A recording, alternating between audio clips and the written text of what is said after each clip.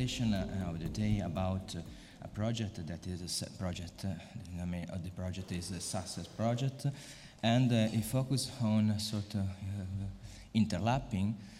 overlapping between the smart meters and all the elements that we can use also in a larger context like smart cities in order to protect environment values, and how this kind of tools, on the other hand, might impact on privacy. So there is a sort of trade-off between two important values. On the one hand, the environment, that is a collective value, and on the other hand, the data protection that is considered mainly an individual value, although there are some collective aspects. And to address these different topics, we have, first of all, Giancarlo Malgieri from the VUB that is coordinator of these activities in the project Success, and other panelists that will discuss this issue. In particular, we have Stephanie Mihail, she is working at the European Commission, DG Connect IoT unit. She is also lawyers in Athens, and she works in different research centers, in particular at UK Leuven. We have also Raphael Gällart, is postdoctoral research at Tilburg, and where is it? No, it's my fault. Yeah. He's postdoctoral at Tilburg, is working on ERC project, InfoLeg project, and his publication, also recent publication, are mainly focused on the risk assessment in the context of GDPR and data protection. Silvia de Conca, the third panelist, is a PhD candidate at Tilburg University, and she works at Tilt, and our focus in terms of research interest are on robotics, IoT, and artificial intelligence, with a specific interest in the household environment, so clearly close to the topic of smart meters and similar devices. And last but not least, Dennis Hirsch, Professor of Law and Director of the Program on Data and Governance at Ohio State University, Moritz College of Law. Professor Hirsch's research interests are in the context of governance theory and information privacy law, and she has many publications in this area, and he also focuses on European Union law, so is in a position in order to compare the different kind of problems, how they are addressed by the different legislation. So I don't want to lose more time, and I give the floor to the first speakers. That is, start you. Okay. Yeah. So thank you very much, Alessandro Mantelero, Yeah, as you know, this is a panel organized by Success Project, Horizon 2020 project, with the aim of finding theoretical and practical balancing between cybersecurity, green development, and privacy for a new generation of smart meters and smart grids. The project is based on 4 principles: privacy by design, security by design, resilience by design, and survivability by design. Very ICT concepts, but the main challenge is conciliating these different concepts in such a problematic field. Because actually, we live in a complex environment where everything is smart, and maybe the only thing which is not smart is our approach to technology regulation. There's subtle fil rouge between critical infrastructures and smart technologies, because the decentralization of infrastructure management makes apps and private devices the key element of critical infrastructures: energy provision, transportation, health sector, financial sector. The end of material, the end of property, and digitalization of everything is pushing us towards the need of more energy. And so a need of more efficient or smarter energy management. And at the same time, the environmental challenge. So we have some logistic support now, because you know there has been some trouble this night. So yeah, so we have also name to get here. Yeah, I go on. Yeah, so yeah, and I was saying at the same time the environmental challenge has found some support in these smart technologies like electric cars, smart grids, etc. But actually, this smart and green development is making consumers, or better prosumers, more and more vulnerable. The datification and quantification of lives is particularly risky if we consider the challenge of Internet of Things.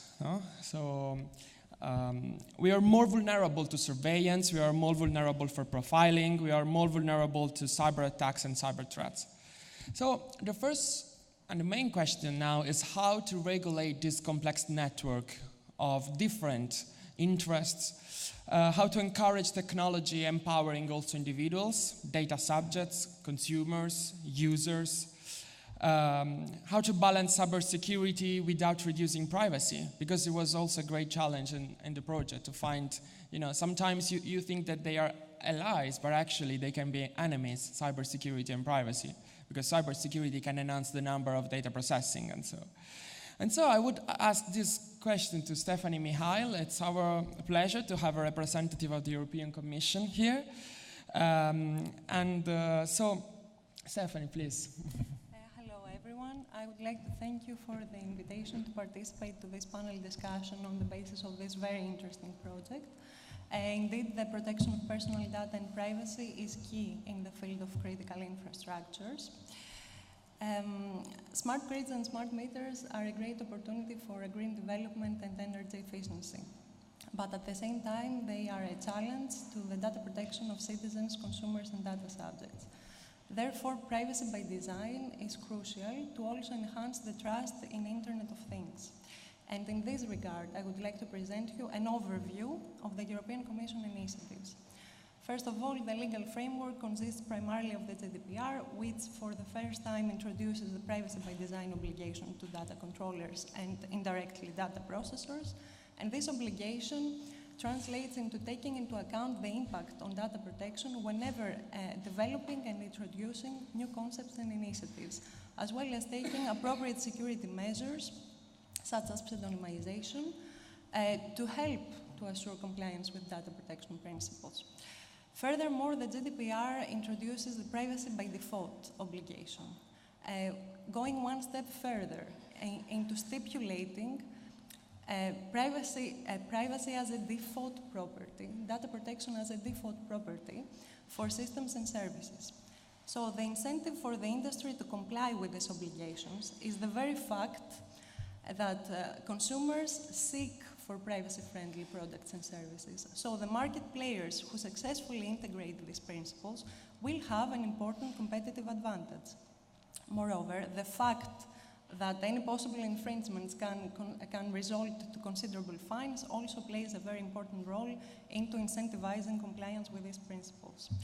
However, the industry is not left alone because the competent regulatory bodies for privacy and cybersecurity, Article 29 Working Party, and ENISA have been providing guidance. For example, ENISA's guidance, which follows a more engineering approach, includes, amongst others, a report on data protection and privacy by design dating from 2014, a report on privacy by design in big data from 2015, but as well as there is a recent study from 2017 on the baseline security recommendations for Internet of Things in the field of critical information infrastructures, which provides insight into the security requirements for Internet of Things. It maps possible threats, assets, and attacks, and provides also some good practices and security measures. Apart from the privacy by design and privacy by default obligations, the GDPR aims to further strengthen the current rules to safeguard individuals' personal data. since it provides that personal data must be collected for specified, legitimate, explicit purposes, not to be processed in an incompatible manner. They must be informed about the recipients and categories of recipients of the personal data. Companies must take appropriate security measures such as pseudonymization, encryption, amongst others. And also GDPR provides a set of rules for the data transfers to third countries and adequacy mechanisms to help demonstrate conformity with the data protection principles. Finally, the tasks and powers from the supervisory authorities are now more aligned and harmonized to aim to ensure a better enforcement of these rules. Via the European Data Protection Board, the aim is to resolve in a consistent manner and more easily cross-border cases, as well as to impose fines in a more consistent manner in case of non-compliance. Moreover, another initiative is the free flow of non-personal data proposal, which aims to complete the aforementioned legal framework by allowing companies and public administrations to store and process non-personal data wherever they choose to in the European Union. Also, the e-Privacy Directive and the proposal for regulation set forth specific rules on the protection of the confidentiality of the terminal equipment, which is very relevant for digital products and connected devices. Under the current e-privacy rules, storing information or accessing information, already stored information, can only be allowed under the user's prior informed consent, as this is defined in the Data Protection Directive and the GDPR. The e-privacy rules also apply to the transmission by an electronic communications service provider of machine-to-machine electronic communications data. In addition, the Framework Directive and the proposal for an EU Electronic Communications Code require member states to ensure that undertakings providing publicly available networks and services take into consideration appropriate security measures excuse me, to address the risks to these networks and services. Relevant provisions are also enshrined in the Radio Equipment Directive, under which there is a possibility for the European Commission to adopt delegated acts to require that certain categories and classes of radio equipment are constructed in such a way to incorporate privacy and data protection safeguards for the user and the subscriber. Moreover, regarding cybersecurity outside the scope of legislative requirements, the recent Commission proposal for an EU-wide cybersecurity certification framework provides the possibility for voluntary cybersecurity certification schemes that can serve as a market signal by vendors to say that their products meet specified requirements. And the proposal also foresees that this can help demonstrate conformity with future legislative requirements. Moreover, the NIS directive aims to boost the overall level of cybersecurity by assuring the member states' preparedness and the cooperation between member states, as well as a culture of cybersecurity across vital sectors for our economy and society, such as energy, transport, water, etc. The businesses identified by member states as essential service providers will have to take appropriate security measures excuse me, and to notify of serious incidents the competent authorities. All of the above requirements mentioned here aim to enhance the security of digital products and connected devices. However, the Commission is in an ongoing dialogue with the ICT industry and the IoT manufacturers, service providers, vendors to help to create a secure environment for these devices, but not only via legislation, but also by developing and promoting best practices initiatives. For instance, the Alliance for Internet of Things Innovation is a platform that brings together various actors across IoT markets and is fostering the creation of a charter for Internet of Things, which is a sort of guidance for the design of IoT devices, which the European Commission welcomes as an effort and is more than willing to help into the reflection. Finally, I have to insist on the fact that the European Commission funds large-scale pilots, which are crucial because they bring together research, academia, end users, and industry, and are heavily involved in the decision-making process and implementation. To conclude, legislation may be necessary, but implementation is the key word. And to boost the privacy by design, security by design principles, we have to take into consideration that awareness-raising initiatives are very important, not only towards vendors and manufacturers, but as well as towards consumers who must be very well informed about what they should require from products, what they should look into products when buying them, etc. So further guidance from competent regulatory bodies is more than welcomed in this regard. And this is it. Thank you for your attention. So thank you very much, Stephanie, for this very detailed overview of European Union laws. As you can see, it's a complex network of different laws, different directives, covering this very, very complex area. So, as you heard, there is the NIS directive, the GDPR, and the e-privacy directive. So the purpose limitation principle, the transparency principle are very, very important because, in particular for smart grids, this data can be used for purposes that we do not imagine, not just billing our energy consumption, but can be used for surveillance, can be used for profiling, can be used.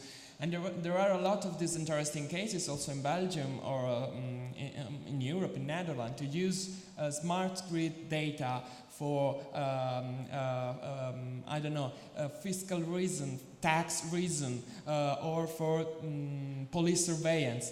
And it's quite strange. And that's the point where purpose limitation is suffering a lot. But we saw the principles. Now we should look at practical. I mean, privacy by design, for example, can be a very interesting compromise between the challenge of enhancing green development and also privacy of individuals. But how to put in practice this privacy by design?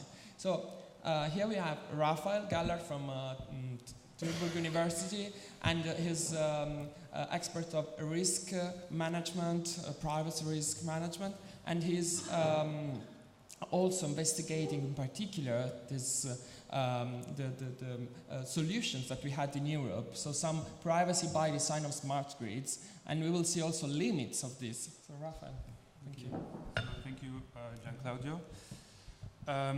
So in this short presentation, what I want to do is actually do a short provocation about all the discussions that we have around privacy by design and smart meters and smart grids.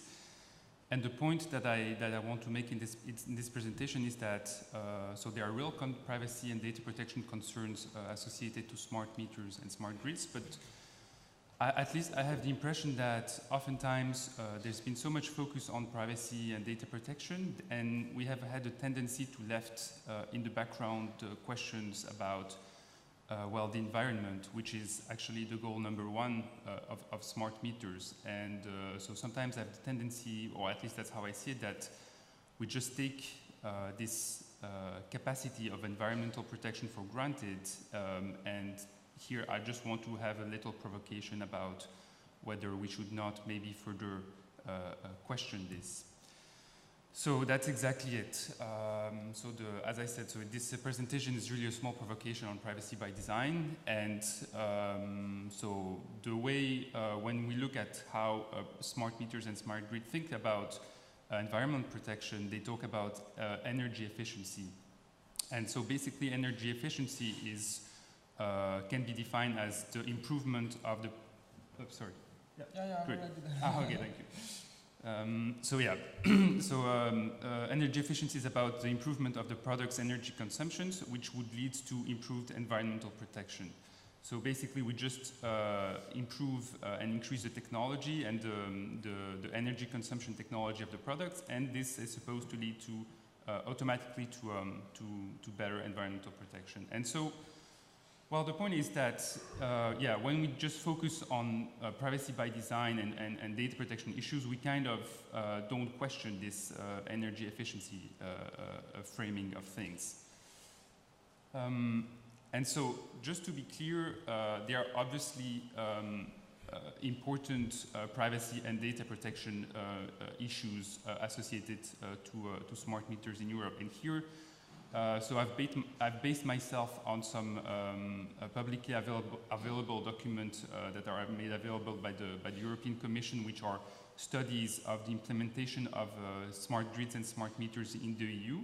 And basically, we can see that there are 3 data protection situations concerning the rollout of smart meters. So in some country, there is no specific legal framework, and this is, for instance, the case in Italy or actually in Flanders, because in Belgium, energy is not a federal competence. So in Brussels, and as far as I know, in the Walloon region, there is no rollout plan, but in the north of the country, they have decided. But here, there's no specific legal framework.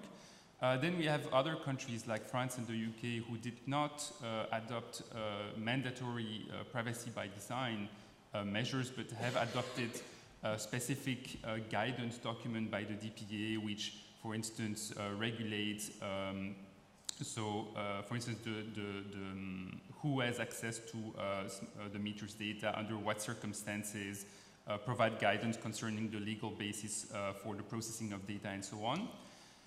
And then we have a third situation, which is, let's say, the most comprehensive one, and which provides for mandatory and detailed protection, including privacy by design. And this is, for instance, the case in Germany. And so maybe it's a nice thing to look at the situation in Germany. So in 2016, I think in Germany, Germany adopted the Act on the Digitization of the Energy Transition, and which is basically the legal rollout of smart meters, electricity smart meters in the country. And we see that there are 2 very interesting things that can be underlined from this act. So the first one is that the transmission of meter reading cannot be transmitted to the grid operator faster than every 15 minutes.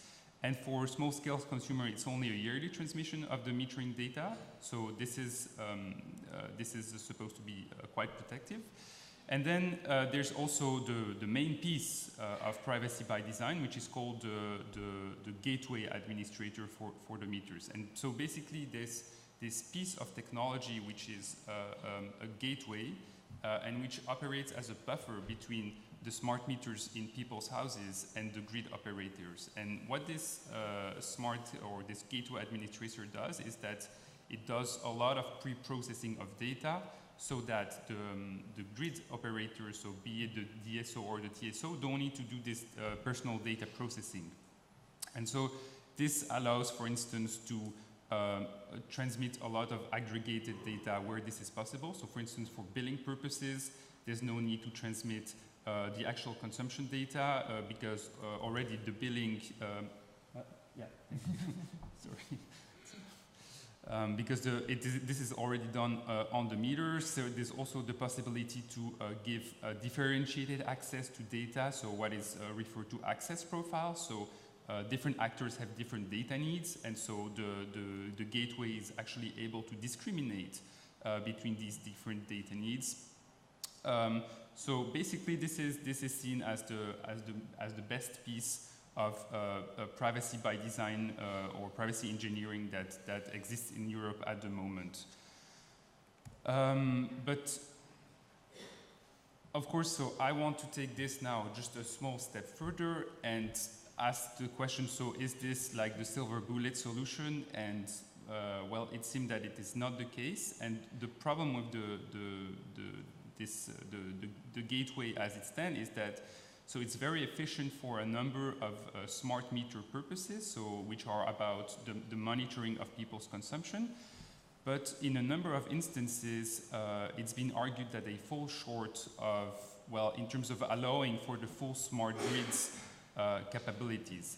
And so one of the main problems with the gateway is that it doesn't have enough pre-processing capabilities to allow for all these smart grids functionalities. So for instance, it's unable to provide for dynamic pricing, so giving different pricing depending upon weather conditions, upon the time, and so on. So this requires real consumption data, which the gateway is not able to give.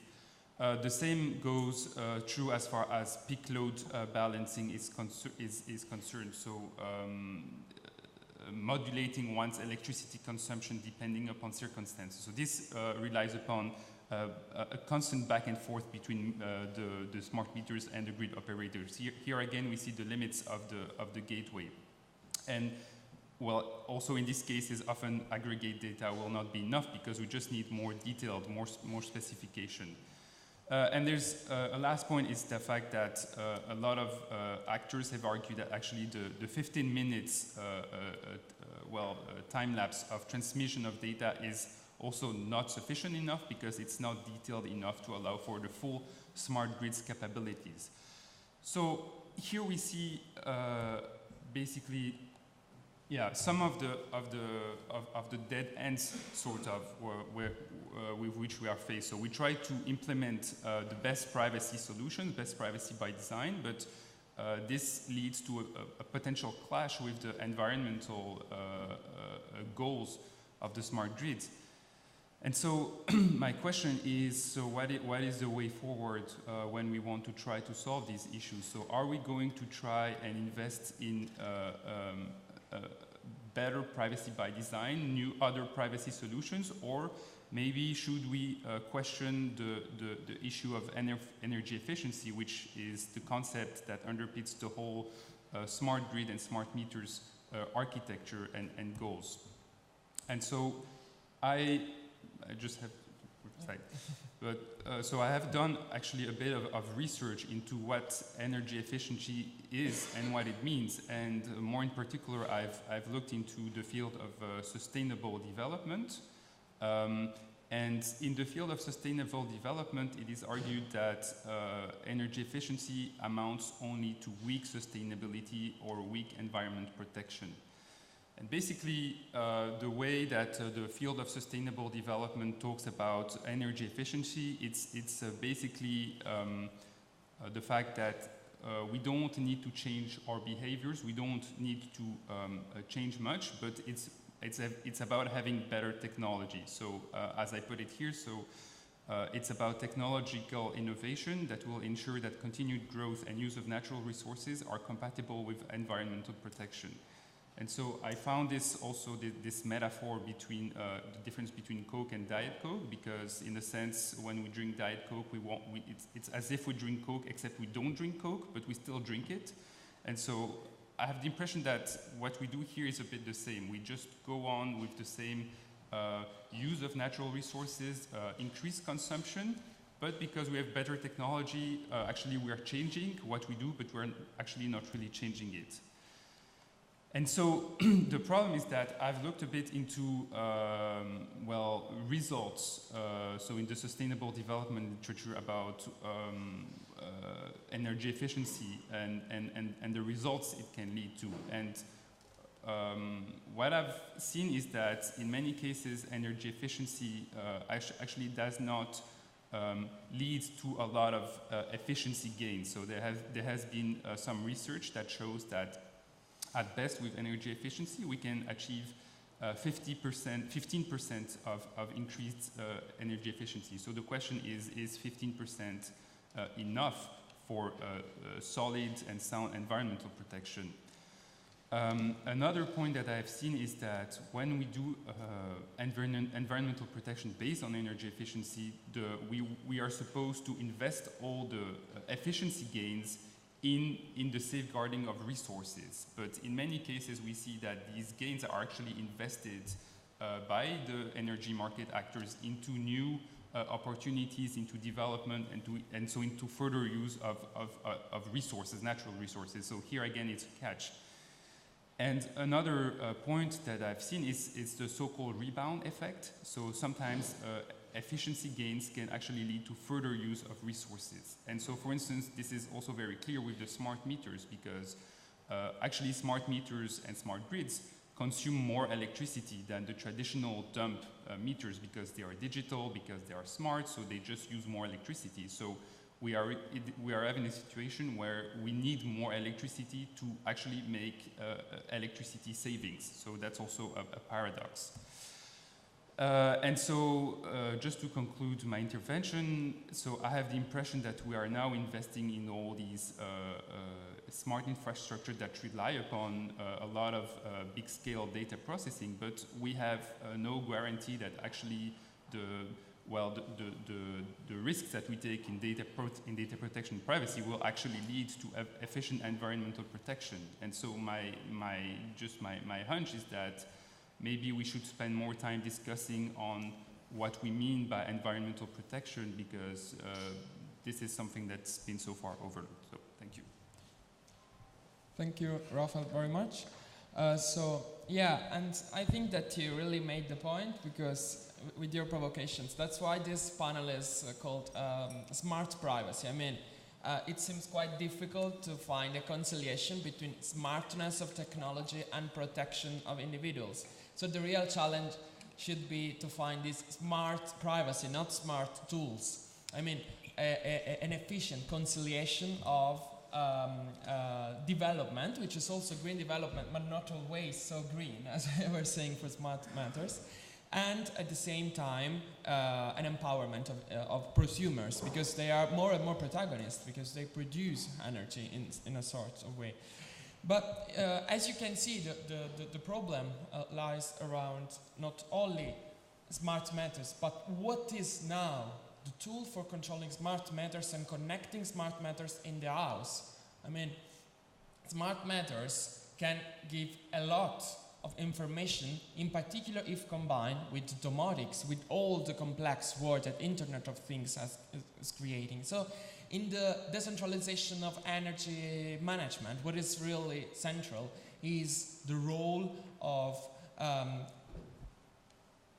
smart houses more than smart matters, so like a broader approach. And so here we have Silvia de Conca from Tilburg University, from Tilt, and she has investigated the problems and risks of privacy and security, in terms of privacy and security in the house, also related to smart technologies and smart matters. Yeah, thank you, Silvia. Thanks. Can I have? Yeah, the clicker. Thank you. Good morning, everyone. Thanks for being here at this hour of the morning. Sorry for the voice, I have a cold, so you're going to have to bear it out. Thank you, Gianclaudio. Can we have the third presentation? The third presentation. Thank you. Thanks. My perspective is actually the one of the individual, and what revolves around the individual when we discuss smart infrastructures. First of all, as we all know, there is a question of scale. So we can have very large scale of smart infrastructure at national level. The electricity grid is becoming the biggest example at this point.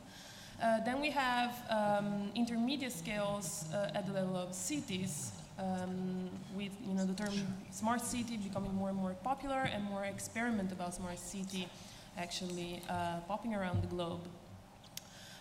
Then we have the smaller scale, which is the one that more directly interests the individual, which is the smart house appliances, or what I call the layers of the house, the ramifications of the house outside of the house, meaning, for example, cars, the smartphone that we have in our pockets.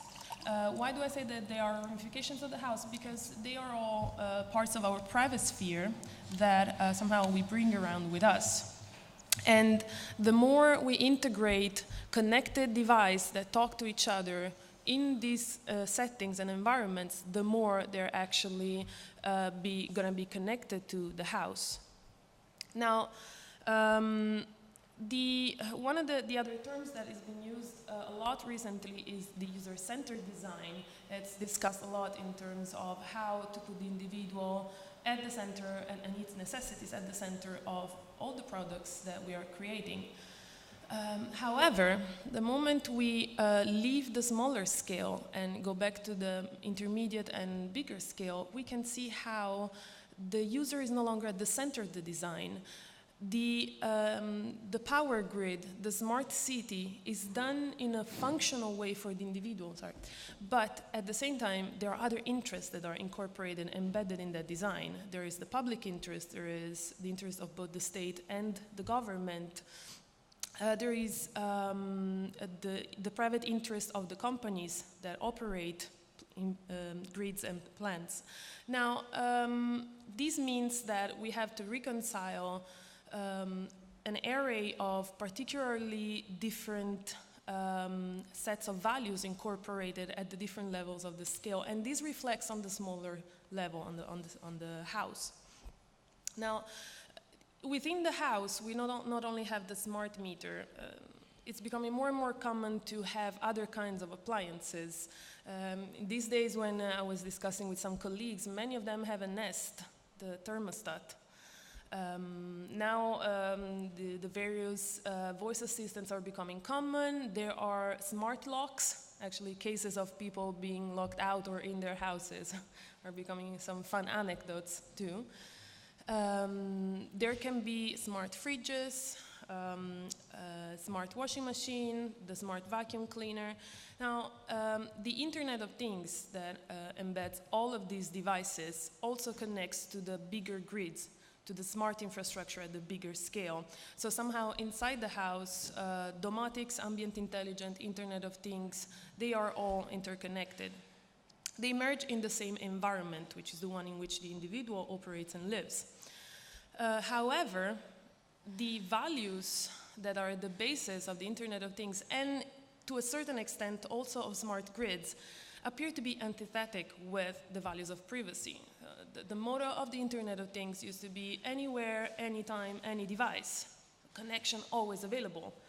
Privacy was born as somewhere, some people, some time, some things, and the some being the decision of the individual, who, what enters, where, at what time in our private sphere. So there appears to be already a problem in terms of interest for the individuals. Now, this problem for me is complicated by the perception of the individual. As I was saying, in the house we have user-centered design, which gets somehow on a second position or even third, the more we go to the bigger scale. But what is that the individual perceives? What are the points of contact of the smart infrastructure with the individual on the smaller scale? It's their daily objects. The smart meter, the thermostat, the blender, the vacuum cleaner, the door, the car, the smartphone, these are the objects. But what is the awareness of the individual of the bigger scales that those objects are connecting the individual with? Because when I am on the bus, I have no idea that there might be the optimization of the urban traffic system via a sensor on the bus that makes the traffic light green. That is one of the experiments in smart cities. I have no idea that some of the necessary house appliances, by necessary I mean, for example, the meters for the water and for the electricity, and some of the non-necessary smart appliances are actually also connected to this bigger grid. Same for the workplace, where they embed them, and as I was saying, cars. Or the street furniture, like lampposts and the experiments that in Eindhoven were actually tried in some of their neighborhoods and streets. Now, this creates some frictions. Why do I talk about frictions? Because these different values and these misrepresentation that the individual might have of where exactly those objects, or with what exactly those objects are connecting the individual with, are reflected in the issues that we are seeing these days in this conference. First of all, I would start with the other side on privacy versus smart. So there is a problem, as we all have heard by now, of agency and control, because am I really in control of what the smart appliances are doing for me, especially when they are connected to the grid? There is the issue of awareness of the bigger scale, and there is an issue in terms of the parties involved. Because traditionally, my parents in the 70s, they had a one-to-one, a business-to-consumer relationship with their, with the furniture of electricity or water or other services. By now, do we really still have that? In some cases, the moment we start incorporating these grids in the bigger smart city environment, we might actually have more agents there. Together with the additional interest. We have the public interest, we have the governments, we have the local municipality, we can have designers, producers, there can be solutions in terms of leasing. As a matter of fact, we do not own the meters. We are paying a lump sum, they are basically on a leasing basis.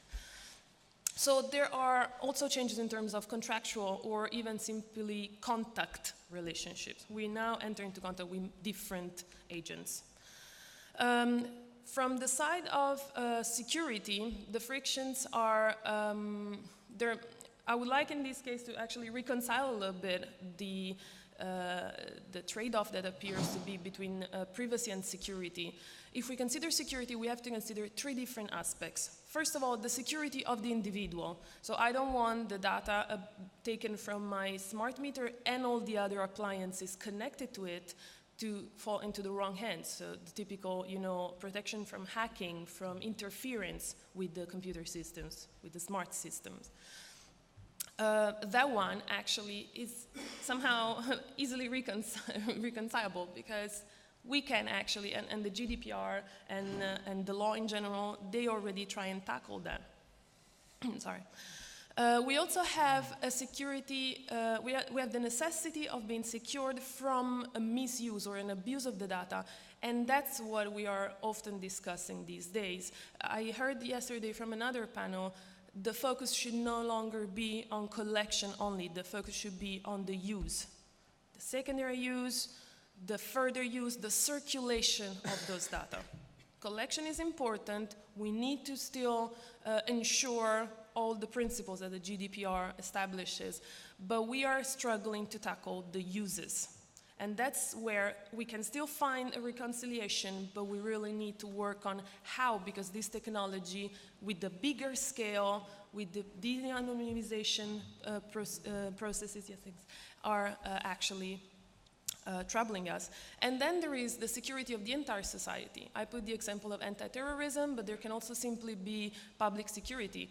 There is a case of a smart meter in the United States used together with a voice assistant with an Amazon Echo to see whether or not the owner was guilty of murder.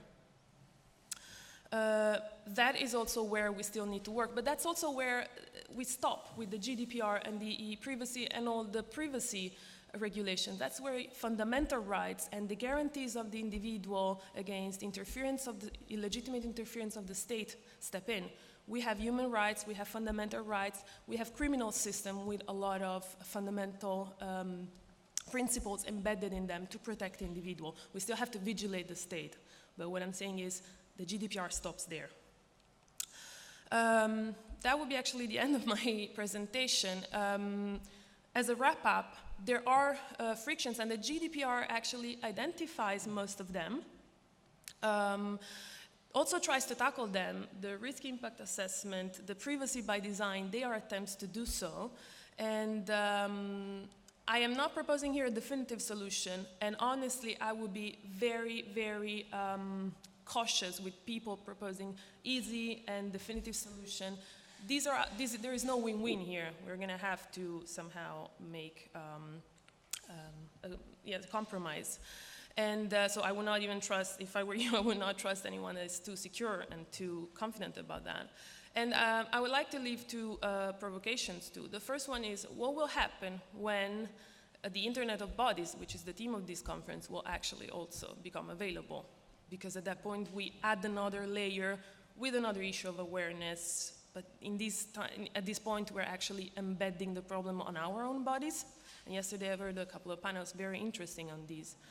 And the other provocation, which I did not put, is are we really harvesting the full potential of design? Because privacy protection by design also mean that we can design visual solutions to make the individual aware. We have to unite design and protection by design, and somehow we have to incorporate also the information principle. In this way, maybe we can have a better informed consent if we can actually show visually with grids, with colors, with opening sort of fan-like charts, the diffusion of the data, the use, and the individual might actually respond better to that. But again, this is not a definitive solution. Thank you. So thank you, Silvia, very much, even for putting in a legal framework some of the most interesting fears of Black Mirror TV series with the lands, etc. But I think that, yeah, you made really the point. So now the attention is on humans more than on infrastructures, and how to involve individuals, in particular in wider context. So there is the house, but there is the city. How to involve individuals in smart cities, in the design of smart cities, because privacy by design is not just technology, but it's also involvement in the design process, and it's very useful also for some projects like these, when we do impact assessment and we try to involve stakeholders. So that's why we have here Professor Dennis Hirsch. He's a great expert of a lot of things, but in particular smart cities governance, smart data governance, smart cities and policy mechanism. So please. Thank you. Can you guys hear me if I speak without the microphone? Okay. So I want to try and bring a particular theoretical perspective to this issue, the socio-technical systems theory, and the idea that organizations are systems, both technical systems and social systems, and the way those interact. So they are socio-technical systems. And the way to enhance or improve performance of the organization is to improve the performance of the technical system and also of the social system and also of their interaction. So socio-technical systems theory talks about joint optimization through a design in which both the social and the technical systems function well and function well together. Okay? And this body of theory has mainly been developed with respect to organizations and with respect to work. But I think it's also very applicable to smart cities, which consist both of technical and social systems. They are socio-technical systems. And so I think we focus a lot on the technical design of smart cities. And I've seen this in my own hometown of Columbus, Ohio. And Columbus just received a major grant from the federal government to develop smart technologies. They've launched this initiative they're calling Smart Columbus. And the focus is really on the technology. What sensors are we going to put in? How are we going to, platoon trucks into the city? How are we going to create autonomous vehicles that can provide transportation to underserved areas? A very technical focus. And we've been trying to get them to focus also on the social dimensions of this, including privacy and fairness and other issues that are very important socially. And the concern is if they don't focus on these types of issues, they don't focus on the way the technical system and the social system interact, then issues of privacy, issues of fairness can really pose obstacles for the implementation of the technical system. The two have to work together. And one example that we saw of this in Columbus recently, this is not part of the Smart City Initiative, this is something that happened a number of years ago, but they put into place what they call red light cameras at intersections where there were a lot of accidents. So they would actually photograph cars as they went through the intersection. I happen to know this because there was one right outside the law school where I work, and I apparently drove through the red light and got a ticket, substantial ticket, for $95. And while they were processing that ticket for $95 before it got to my mailbox, I drove through the red light again. So I ended up getting 2 tickets for $95 about a week apart. And I got really careful about that light and you know, not driving through that light. It was, you know, I wanted to get home, etc. But it really changed my behavior. And apparently these red light cameras were changing behavior. The number of accidents went down, the number of fatalities went down. But the city had not done a good job of explaining to the population what data they were collecting, what they were doing it, data retention policies, what they were using it for. You mentioned secondary uses, limits on secondary. They didn't really message that. They didn't develop policy. They didn't engage the public about it. There was also a fairness issue in that of the $95 per violation, something like 75 went to a private contractor that had installed the cameras, right? And when people got wind of that, they were very upset.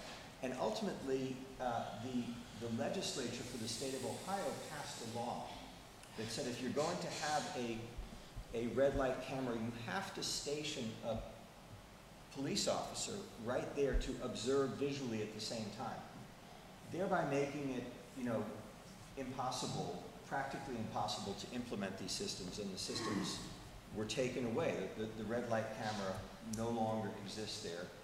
And so the safety functions that it was playing don't, you know, we don't get that benefit anymore. The technical system did not account for the social dimension in the social system, and so the technical system ended up not working. And so that's the kind of thing that you could see, I think, with smart cities, and why it's so important that they also focus on the social dimension. It's not enough to have technical innovations. You've also got to have social innovations to improve the social system and have the two systems work together. And I think that's what we're starting to see in smart city initiatives in the US, kind of sometimes in reaction to problems, in fits and starts, but this is starting, you're seeing different types of social innovations around smart cities, so that the smart city governance can understand individual expectations, reactions, norms, and priorities with respect to the smart city technology, and so that the two systems can interact well together. And especially, there are innovations around more participatory systems to get input from residents and different organizations in the city about these issues. I think of this as inclusive governance, institutional, you know, attempts to involve institutional, private sector, and civil society actors in establishing and managing the design and the governance of smart city technology. And we've really seen 3 ways in which this is happening in US cities. Legislation, including municipalities adopting privacy principles, development of privacy advisory committees, and then more direct public engagement. And you know, this is a more empirical kind of descriptive presentation that I'm giving. I'm not saying that these are ideal. This is not a normative, you know, assertion that these are the best ways to go about this or the best practices. More that this is what's happening, and it's kind of interesting to see it, to start to think about what are the best approaches. So New York City in 2018, just this year, the city passed the Algorithmic Accountability Bill. This was mainly actually in response to predictive policing and concerns about bias in predictive policing, which, as you know, uses big data and analytics to determine how to allocate police resources and where to target surveillance. And so in reacting, people were concerned about this. The city created an automated decision systems task force. I should say this municipal ordinance creates this task force, which consists of experts in fairness, accountability, and transparency relating to automated decision systems, and also those who represent people in the city affected by these automated decision systems. So you have kind of citizen representatives and also civil society organizations that are concerned about these issues on this task force. And the task force is to develop for the city procedures for requesting explanation of automated decisions. If you're affected by one, you can see why you were selected. Determining whether the automated system disproportionately impacts protected groups, age, race, religion, gender, disability, sexual orientation, citizenship status, etc., like kind of auditing for this purpose, not just implementing the system and then it happening and it being brought to the city's attention that this has a disproportionate impact, auditing from the beginning to try and avoid these disparate impacts, redressing harm from disproportionate impacts, and making information publicly available so that the public can assess how the system functions, including technical information where appropriate. The original proposal was that the city would have to or should disclose the source code and disclose kind of the factors in the algorithms that it's using. And then concerns were expressed about that, including intellectual property concerns by the vendors that they were working with. And so they substituted for that requirement a requirement to provide technical information where appropriate. What exactly that's going to mean, I don't think we know yet. You also had legislation in Kansas City, Missouri, 2015, in which the city adopted privacy principles, including use data consistent with the context in which it's collected, so kind of a purpose limitation, contextual integrity, purpose limitation-based principle, dispose of or securely de-identify personal data, disclose how they're using personal information, wherever possible give an option to choose, restrict improper access, security, allow people to access and correct their data where reasonable, when practical, correct inaccurate personal information, and recognize that citizens have a right to effective and responsive mechanisms for exercising privacy complaints.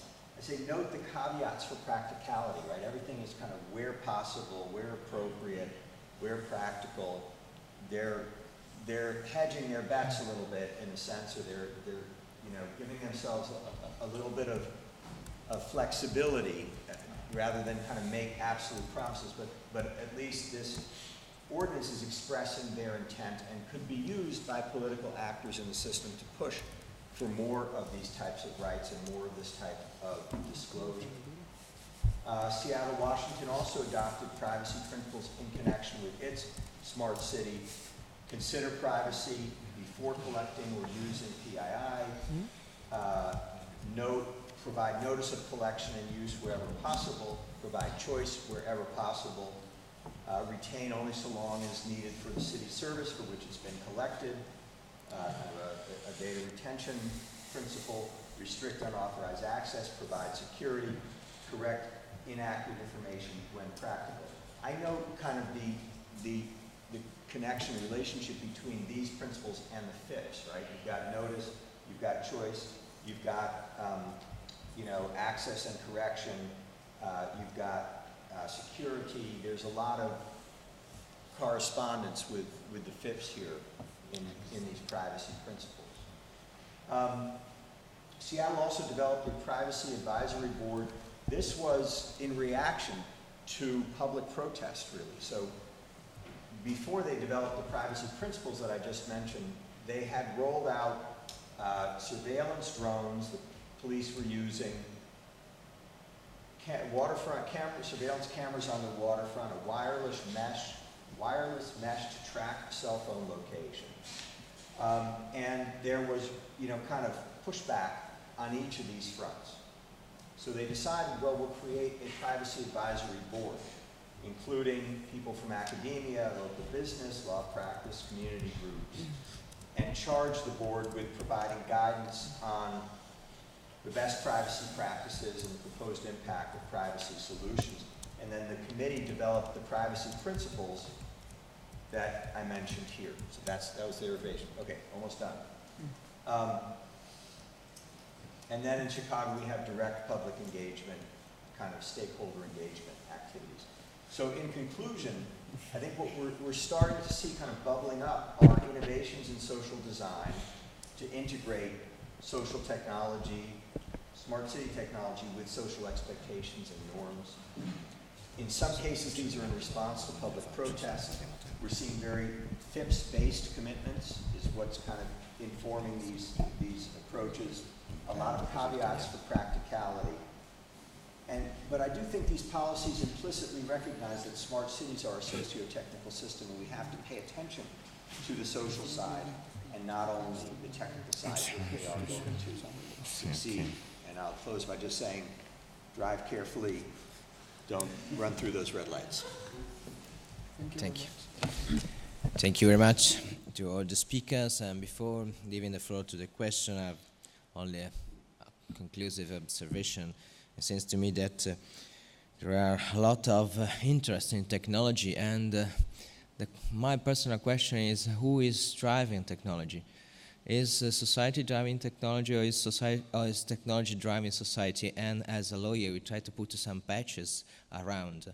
And I think that is an important challenge for us, because if technology drives society, the values that are put in the technology development are not necessarily societal value, but are value of the author of the technology, by who developed technology.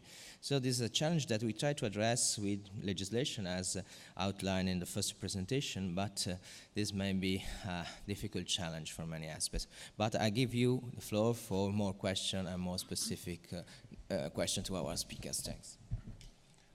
So there are 2 questions at least. We can collect them and then we answer. So, no. Yeah, it's the Professor Rao. Yeah. Charles Rao, thank you. Thank you very much, Charles Rao, University of Edinburgh. I've learned a lot from this panel, partly because it relates to research involvements and also governance involvements that I'm taking part in. Just to mention, I've been working in a project called Candid, which is a Horizon 2020 project on smart grids and smart health, smart social care, and so forth. And that's within a framework of looking at responsible innovation. And so I wanted to pose some questions around that. Some of our findings, and it'd be interesting to compare them with your project, have to do with how technology developers, practitioners, if you like, at various levels, think about the privacy issues and the social issues, and also about privacy by design and how that might work. And we find very, very variable awareness of PBD things and so forth. But the other thing, excuse me, the other thing is that the question has arisen whether technological solutions and PBD solutions will supplant the application of law, because there's maybe a temptation to think, well, we can solve all of these issues by redesigning the stuff, and therefore some of the important bite from legal frameworks will be thought to be less important and even be displaced and supplanted. And I wonder whether Raphael in particular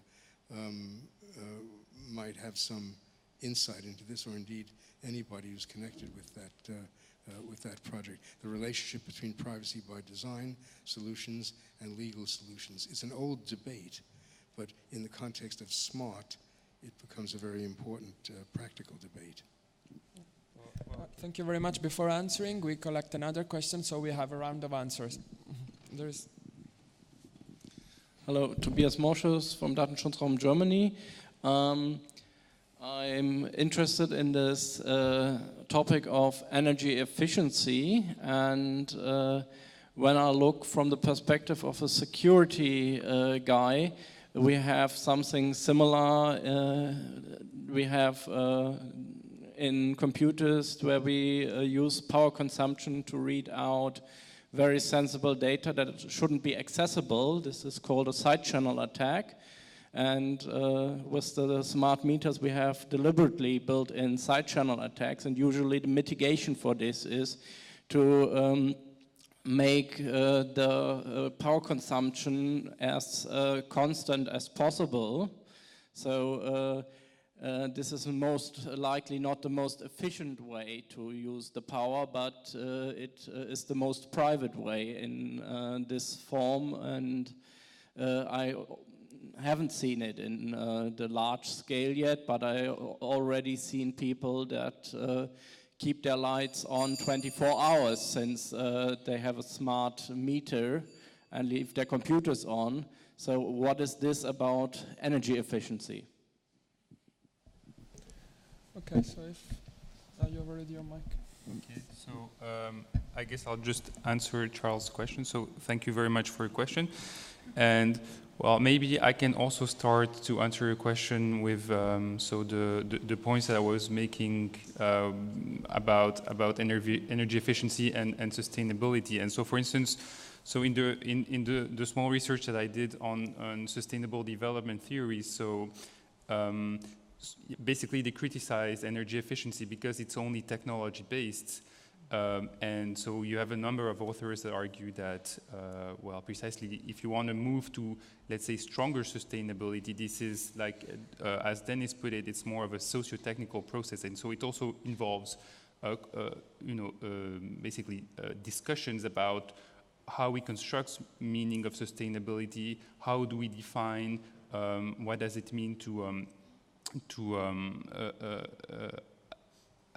reach strong environmental protection, and what does it mean to not to use too much of natural resources. And so, I mean, just in the same way that it appears that you cannot reach strong sustainability only through a design or engineer-based solution, I think the same goes for privacy and data protection. And I mean, you can have privacy by design solutions, but I mean, this will never replace the need for data controllers to ask whether they have valid, legitimate basis to process the data, or whether the processing that they intend to carry out is falls within the purpose limitation principles, for instance. So I mean, I don't see a replacement of only engineer-based solutions, basically. You want to add something? Yeah, I wanted to respond to Charles's question about technology and law, and I guess just to push back on this a little bit. So, I mean, why do we have law? It's to encourage changes in design and culture to protect the values that we want to protect. So if privacy by design is happening, if we're happy with the values that is protecting, then it seems to me law is serving its function to incentivize that, to promote that. And law, of course, is a very expensive way of resolving these issues. Better to have it incorporated into the design, or better to have it incorporated into our social practices. Now, if the design is not adequate, if it's not achieving the values that we want, that's a different question. Maybe we need to change the law, and maybe we need to address it through law. But it seems if it is being integrated into design, then maybe law is functioning very well. Maybe Silvia wants to. If I may add something. Actually, I surely hope no. as is my answer to Charles, because as much as I see that architecture as a regulator so coding and the design are gaining a lot of strength, but they are based on a different language, and they bring a different set of values. They incorporate normativeness into mathematical rules, and the law incorporates a different set, embeds a different set of values. The law is Volksgeist, it's a manifestation of what a certain, the way I see it, of what a certain community at a certain time and place thinks should be the protected values, but they incorporate that through a different language, and they incorporate that giving normativeness to a different set of values. And I believe that is a risk the moment we actually give that kind of power and strength and we switch to a set of mathematical rules as normativeness. As a semantic level, we are changing paradigm here. And I would also like to add that there is now, for example, a discourse around bias incorporated in the algorithm. Now, the designers, for example, yes, sorry, just quickly, the designers are actually a very specific, often, group of people, usually men, white, on a certain age range. So the bias we're incorporating in that way, in the normativeness of the algorithm, are a risk. And just a quick answer also to the other question, I think that people are very irresponsible and they're being very selfish and egoist in terms of the community they live in, and they should stop. Yeah, if I can add something also to answer to both questions. Yeah, I know just some minutes in the, but I just wanted to say that I think that involvement of stakeholders and individuals is something very that we did in our project with data protection impact assessment. So the role of data protection impact assessment to increase awareness of designers. And maybe it's not the solution to law, but it's privacy by design can be a solution in terms of okay, I will stop.